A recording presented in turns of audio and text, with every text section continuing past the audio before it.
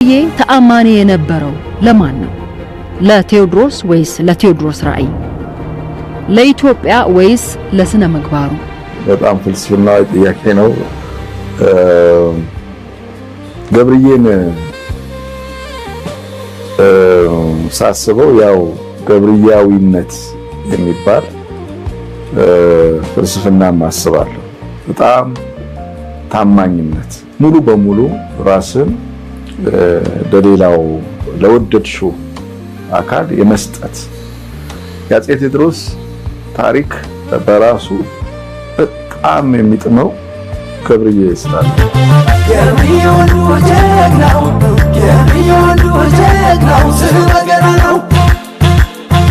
ገብርዬ ከአፄ ቴዎድሮስ ጋራ ያለው ግንኙነት አለ።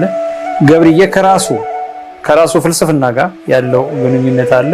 ሶስተኛ በሂደት ገብርዬ ወደ ሲቪክ ተአማኒነት ወይንም ወደ ማህበራዊ ኃላፊነት መጥቶ ወደ ሞት ሲመጣ የምናይበት ተአማኒነት አለ።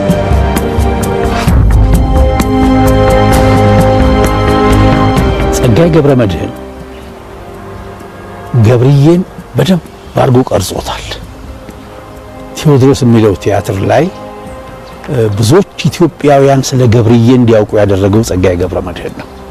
ከተገናኙ ዕለት ጀምሮ ነው እንግዲህ ታማኝነትን እዚህ ላይ የምታየው። ፍልስፍናቸው ምንድን ነበር? እስቲ ፍልስፍናቸው መንፈሳዊነት ነው። መንፈሳዊነት ማለት ህሊና ነው። ለአንድ ሰው ታማኝ ከሆንክ ያ ሰው እስከሚከዳህ ጊዜ ድረስ በታማኝነት ትቀጥላለህ።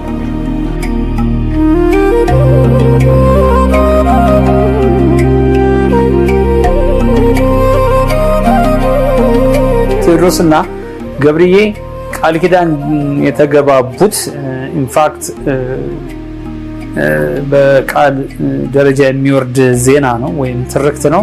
ጫካ እያሉ ነው እና ፈልጎ ያገኘው ገብርዬ ነው። ገብርዬ የራሱን ወታደሮች ይዞ ሂዶ ቴዎድሮስን አየው። ቴዎድሮስን ሲያየው ወደደው። ቃል ተገባቡ ላይካካዱ። የቴዎድሮስን ራዕይ በሂደት እየተጋባበት መጣ። ሙሉ በሙሉ የቴዎድሮስን ራዕይ ወይም ቪዥን መቀበል ብቻ ሳይሆን ቴዎድሮስ ራሳቸው በሙሉ እንዲያምኑት የሆነው በምን ጥበብ ራሱን የሰጠ ማለት ነውና እንዲህ አይነት ሰዎች በጣም ይጠቅማሉ ለሀገር።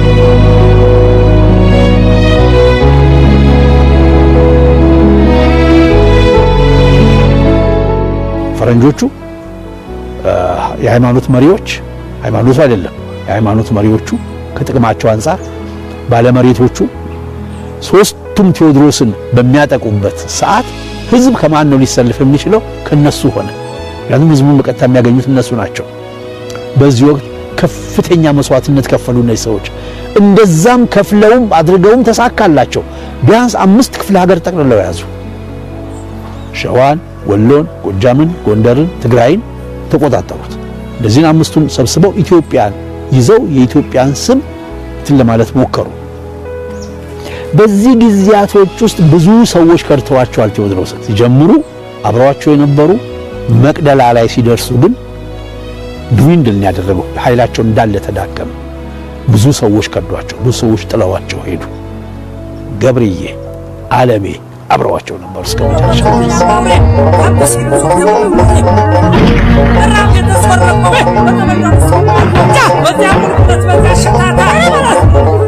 ገብርዬ ታማኝ ነበረ።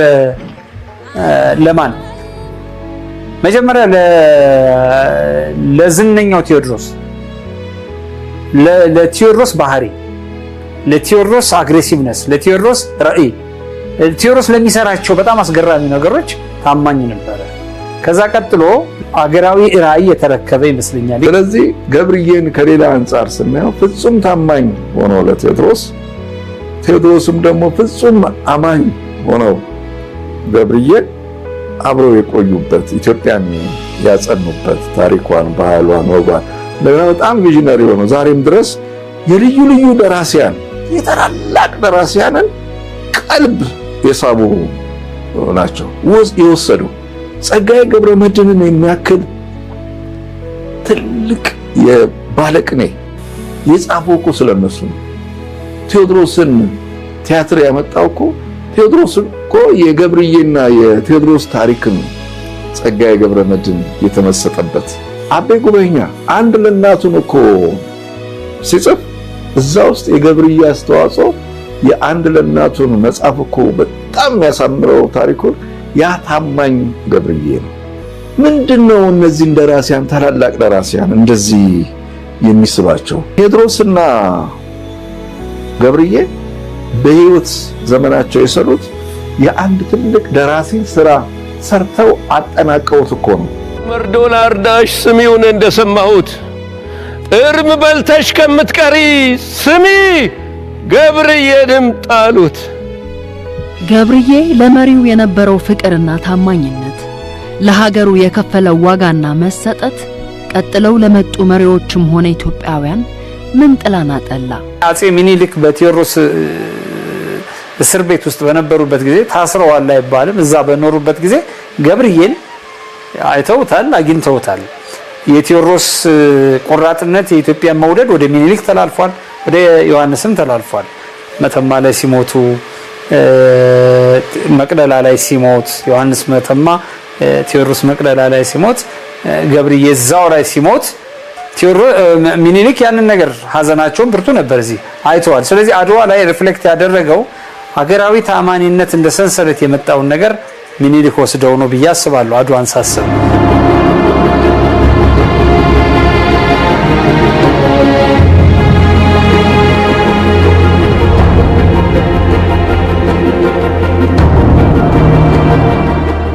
አድዋ ላይ ሚኒሊክ ከዚህ ከአዲስ አበባ ተነስተው ወረይሉ ሄደው ወረይሉ ሰራዊታቸውን አግኝተው ከዛ የአድዋን ጦርነት አድርገው እስከሚመለሱ ድረስ 10 ወር ፈጅቶባቸው 10 ወር ሙሉ ኢትዮጵያን ማንም ያስተዳድራት በሚኒሊክ መንበር ላይ ተቀምጠው አገር የመሩት ራስ ዳርጌ የሚባሉ ሰው ናቸው። ራስ ዳርጌ የት ነበሩ? ቴዎድሮስ ጋር የነበሩ ሰው ናቸው። ቴዎድሮስ ሸዋን ነፃ በሚያወጡበት ሰዓት ከሚኒሊክ ጋር ማርከው ወስደው የዛን ወጣት ነበሩ።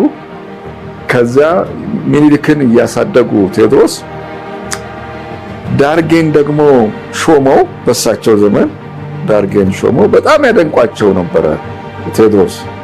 እንደውም ሸዋን ልሰጥህ ነበረ፣ ግን አንተ ድንጋይን የምታሳምን ሰው ስለሆንክ ፈራውክ ብለው ነው ይዘዋቸው የሄዱት እና እሳቸው ቴዎድሮስ ጋር ነበሩ።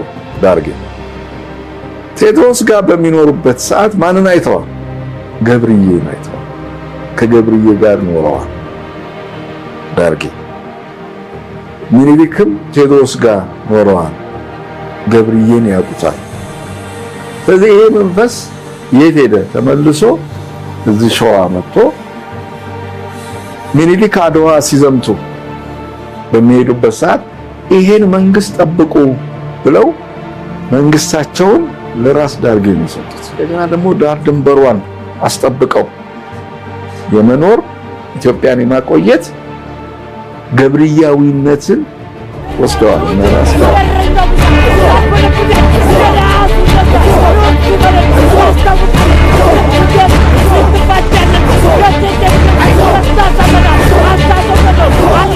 ለሳይ አቡነ ጴጥሮስ ንጉሱ የሉም። ብዙ ሰዎች ባንዳ የሆኑ ነው። በእርግጥ ብዙዎች ሸፍተዋል። እነሱ የሸፈቱት ለኢትዮጵያ ትርክትና ለሉዓላዊነቷ ታማኝ ሆኑ። አንዳንዶቹ ደግሞ ለጣሊያን ላሳደራቸው አስተዳደር ታማኝ ሆኑ። ሁለቱም ጌታ ነው እንጂ የቀየሩት ታማኝ ናቸው። ያኛው ለማስገደል ታማኝ ነው፣ ያኛው ለመሞት ታማኝ ነው። አቡነ ጴጥሮስ ምንድነው ያደረጉት? ንጉሱ የሉም፣ ነገስታቶች የሉም፣ ምን የሉም። ለኢትዮጵያ ታማኝ ነው እና ቃል ለገቡት እግዚአብሔር ፊት ለገቡት ቃል ኪዳን አቡነ ጴጥሮስ ቃል ገቡ። ላነበቡት፣ ለሰሙት፣ ለተማሩት እና ለኢትዮጵያዊነት። ታዲያን ዛሬ ኢትዮጵያ ስትወድቅ ከምትሰጭኝ ለፍርሃት ጦስ ምነው በረኝነት ዕድሜ አይኔን በጓጎጣት የሎስ የጋኔል ጥምብ አንሳ ከንፎ ወርዶ በጨለማ በርኖስ ባክሽ መብርሃን ይብቃሽ ባክሽን ስለ ፍቁር ወልዳ ጽናት ስጭኝ እንድካፈል እናቴን ኢትዮጵያን ፍዳ። ያንን ዘመን ስናይ በነሱ ዘመን እንግዲህ ከ1850ዎቹ ውስጥ ጀምሮ ያለውን የገብርዬን እና የቴዎድሮስን ዘመን ስናይ ኢትዮጵያ ምን ነበረች? የዘመኑ ታሪኳ ስንል ብዙ ችግሮች፣ ብዙ ጦርነቶች፣ ብዙ ውጣ ውረዶች፣ አለመረጋጋት የነበረበት ዘመን ነው። ታማኝነትን ራሱ ለመገንባት አስቸጋሪ ሁኔታዎች የነበሩበት የተረጋጋ አገር ያልነበረበት ዘመን ላይ ነው ገብርዬ ታማኝ ሆኖ የመጣው።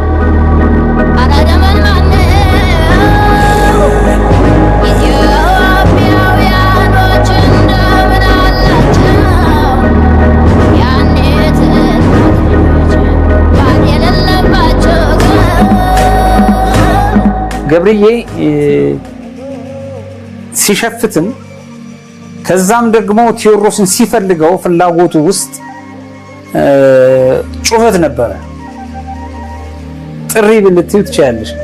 እንደ ቴዎድሮስ አይነት ሰውን ይፈልግ ነበረ በምናቡ። ምክንያቱም ውስጡ ስላለ ነው። የቴዎድሮስ አይነት ስዕል ያለው ፐርሰናሊቲ ውስጡ አለ። ያን የሚያሟላለት ሆነ ያገኘው ቴዎድሮስን ነው። ቴዎድሮስ በነገራችን ላይ ሽፍታ በነበረበት ጊዜ በጣም ፍትህ አዋቂ ነበር። ስለዚህ ገብርዬን በሚሰማበት ጊዜ ውስጡ ያለውን ጩኸት ተከትሎ ሄደው ተገናኘው። ስለዚህ ገብርዬ በውስጡ ፍትህ ያለባትን ነፍስ የተሸከመ ይመስለኛል።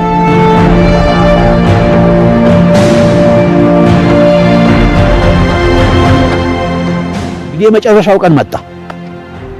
እንግሊዞች በጃን ናፒየር አማካይነት በዙላ ወደብ በኩል ገቡ። ከዙላ እስከ መቅደላ ያለው ርቀትና ከጋፋት እስከ መቅደላ ያለው ርቀት ከዙላ እስከ እንትን ያለው 3 እጥፍ ነው የሚበልጠው። ረጅም ነው።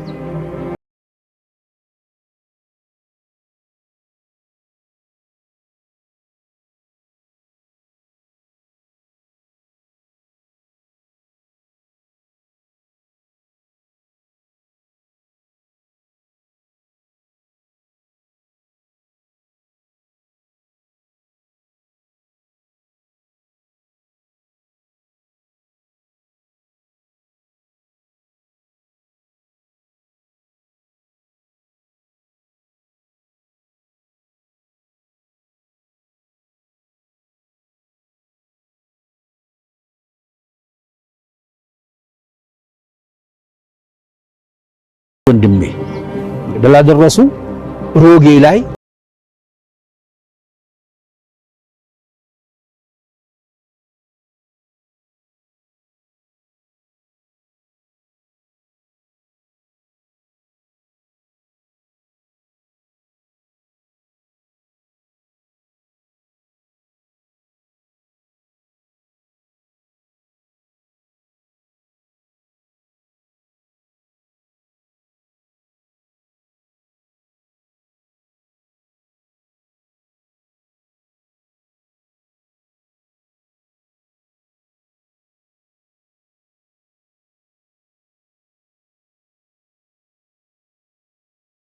ዓለሜን አስይዘው ላኩ።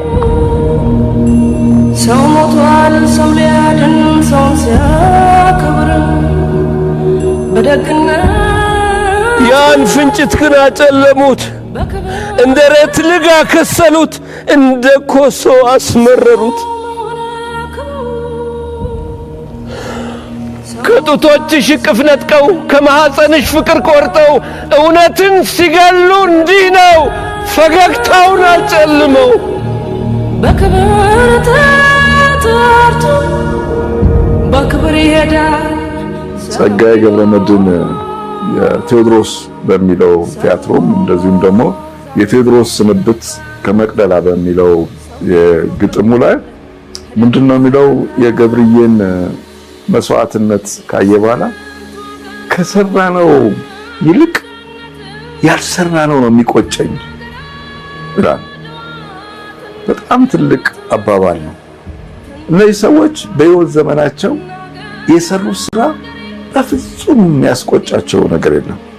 የሀገር አንድነት፣ ሉዓላዊነት፣ ህብረት፣ ህብራዊነት ትልቅ አገር የመመስረት ነው ስራ።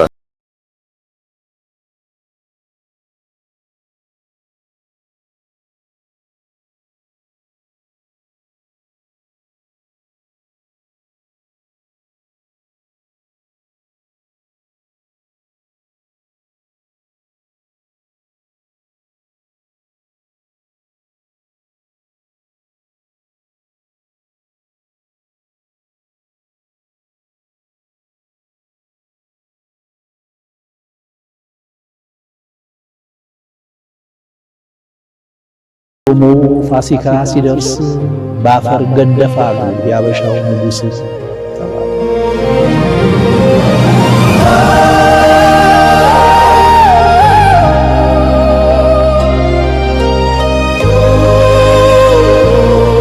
ትንሽ ለየት የሚልብኝ ገብርዬ ምንድነው ቴዎድሮስን ሁሉ ሰው በተቀበለው ጊዜ አብሮት ነው፣ በሸፈተ ጊዜም አብሮት ነው፣ መጨረሻ ብቻውን በቀረበት ጊዜ አብሮት ነው። ኦኬ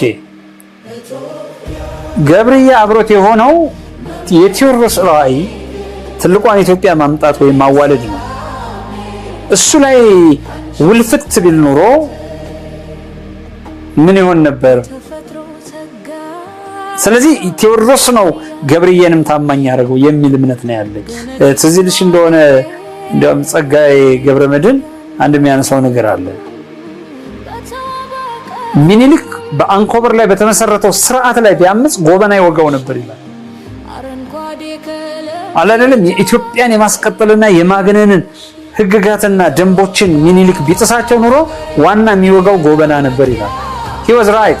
ለምን በኢያሱ ላይ ሸፍተው ያውቃሉ ሰዎች ስርዓት ትክክል አይደለም ብለው። ለምን ለኢትዮጵያዊነትና ኢትዮጵያ ለምትባለው አገር ኪዳን ገብቶ ታማኝ የሆኑ ሰዎች ኢትዮጵያን የሚወድ ሰው ሲያገኙ አብረው ይቀጥላሉ።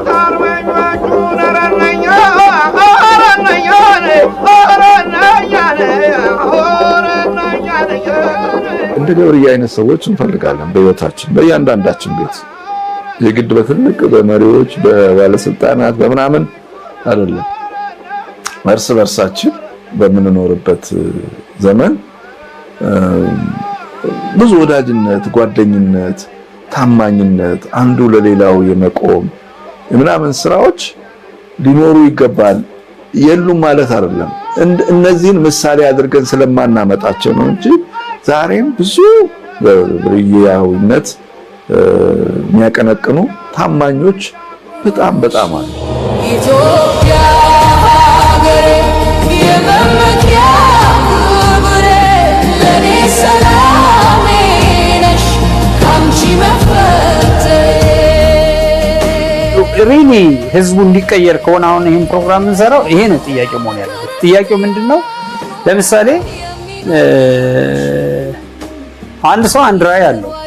እኔ ከሱ ሰው ጋር ተገናኘው፣ ራዕዩን ወሰድኩ። ያ ራዕይ ሶሳይቲውን ይጠቅማል ወይ? አልቲሜት አለቃው ህዝብ ነው። ለዚህ ነው እኮ ህዝብ ይዳኘናል የሚሉት። ለዚህ ነው ምርጫ የሚባለው ያለው። ወይም እነዛን ሁለት ፓርቲዎች ወይም እነዛን ሁለት ግሩፖች ወይም እነዛን የተቀራረቡ ሁለት ነገሮች ያቀራረበውን በመሃል ያለውን መመሪያ ፕሪንሲፕል ምን ሬጉሌሽን ወይም ቪዥን ይዘሽ ቀርበሽ በዛ ላይ ታማኝ ሆነሽ ስትገኝ ታማኝ የሚባለው